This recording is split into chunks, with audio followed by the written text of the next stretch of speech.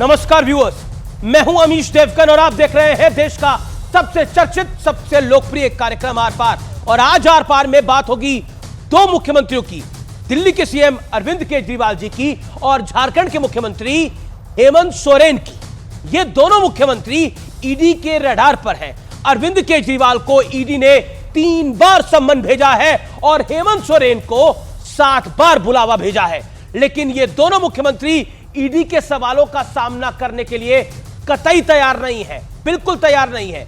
अरविंद केजरीवाल शराब घोटाले में ईडी की पूछताछ से लगातार कन्नी काट रहे हैं। सवालों का सामना करने की बजाय उल्टे ईडी पर सवाल उठा रहे हैं। तो हेमंत सोरेन, जिनसे जमीन घोटाले में ईडी पूछताछ करना चाहती है, वो हर बार एक बड़ा विक्टिम कार्ड लेकर आ ही जाते हैं।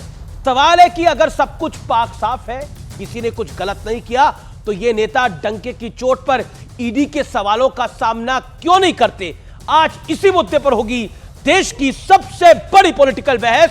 ईडी ने बुलाया है, गठबंधन घबराया है। और आज हम आपको बेहद एक्सक्लूसिव रिपोर्ट बताएंगे, क्योंकि एक मुख्यमंत्री हटेगा और वो हटना खुद चाह रहा है, क्योंकि ईडी ने बुलावा भेजा है। तो वो मुख्यमंत्री किसको बुलाएगा?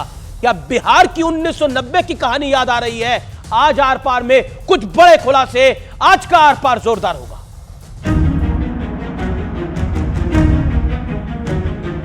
ईडी का दुरुपयोग हो रहा है आपके विपक्ष के पार्टियों के, अपोजिशन पार्टियों के नेताओं के ऊपर, उनको टारगेट करते हैं। जो कट्टर बेईमान अरविंद केजरीवाल घबरा के थर-थर कांप रहे हैं।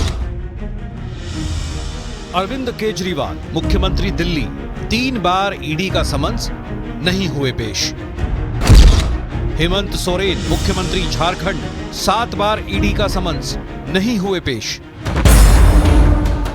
इसलिए सियासी बवाल के बीच बड़ा सवाल है कि अगर सब कुछ पाक साफ है तो फिर ईडी का सामना करने में परेशानी क्या है?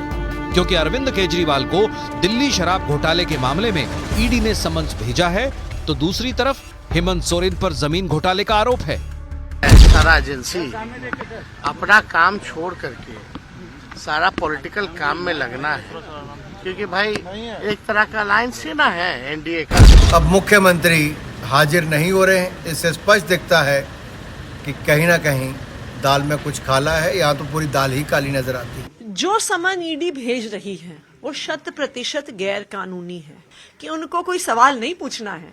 उनको समन करके अरविंद केजरीवाल जी को गिरफ्तार करना है कि वो आने वाले लोकसभा चुनाव में प्रचार ना कर सके। लेकिन ये भी दिलचस्प है कि कांग्रेस के कुछ नेता इस मुश्किल घड़ी में केजरीवाल को ही आईना दिखा रहे हैं।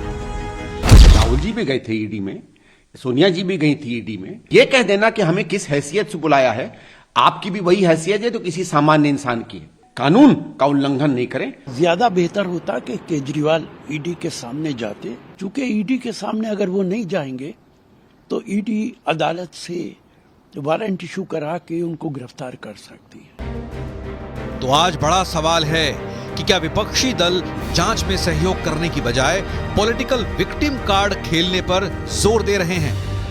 आज इसी सवाल पर होगी देश की सबसे बड़ी बहस।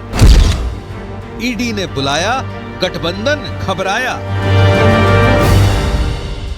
और अब वक्त है आर पार के सुप्रसिद्ध विश्लेषण का। ईडी के नाम पर बेचैन विपक्ष का विश्लेषण। खतरा नंबर 1, आपको अरविंद केजरीवाल की गिरफ्तारी का डर सता रहा है। खतरा नंबर 2, केजरीवाल अगर फंसे तो आपका अस्तित्व संकट में आएगा। मामला पाक साफ है तो सिसोदिया और संजय सिंह जेल में नहीं होते। बढ़ता हूं मैं आगे। खतरा नंबर 3, केजरीवाल फंसे तो आम आदमी पार्टी का अस्तित्व, जैसे मैंने बताया, संकट में आ जाएगा। खतरा नंबर 4, अगर केजरीवाल जेल गए तो ईमानदारी वाला नैरेटिव ध्वस्त हो जाएगा। बढ़ता हूं मैं आगे। खतरा नंबर 5, 7 बार सम्मन की अनदेखी से हेमंत सोरेन पर गिरफ्तारी की तलवार अब लटक रही है। एक्सपर्ट्स का मामला है कि हेमंत सोरेन के लिए दिक्कतें बढ़ती जा रही है, क्योंकि ईडी पूछताछ के लिए बुला रहा है। अगर सोरेन बाबू ने कुछ नहीं किया तो चले जाए पूछताछ के लिए, क्या हर्ज है? लेकिन ये डर रहे हैं पूछताछ में जाने के लिए, क्योंकि इनको लगता है कि ईडी गिरफ्तार कर लेगी। पढ़ता हूं मैं आगे। खतरा नंबर 6, हेमंत सोरेन अगर अरेस्ट हुए तो राजनीति में सोरेन परिवार की हैसियत घटेगी। हालांकि हेमंत सोरेन अपनी धर्मपत्नी कल्पना सोरेन को मुख्यमंत्री बनाने का दांव चल सकते हैं, ऐसी जानकारी मिल रही है। यानी 1990 के दौर में जो लालू यादव ने राबड़ी यादव को पीएम बना के किया था, एग्जैक्टली हेमंत सोरेन वही करना चाहते हैं। इसीलिए पार्टी के नेताओं की बैठक, गठबंधन के साथ बैठक, तो हेमंत सोरेन फंसे हुए हैं। खतरा नंबर 7, दिल्ली, पंजाब, झारखंड में गठबंधन की उम्मीद पर पानी फिरने का भी एक बड़ा डर है और कांग्रेस खुद कह रही है कि अरविंद केजरीवाल को जाना चाहिए, नहीं तो वारंट इशू हो जाएंगे कोर्ट से और गिरफ्तारी हो जाएगी।